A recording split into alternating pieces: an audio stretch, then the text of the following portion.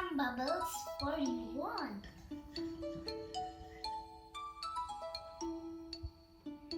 Wow! Did you look at that?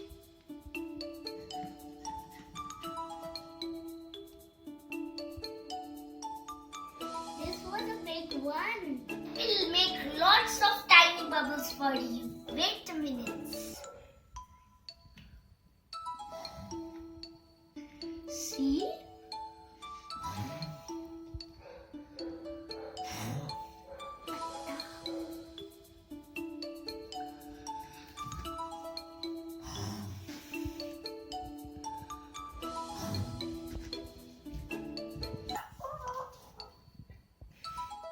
I will tell you why are bubbles round.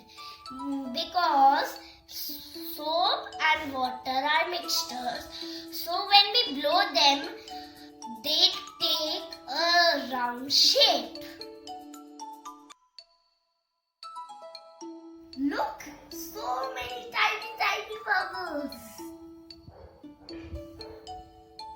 See guys, I made snowball bubbles.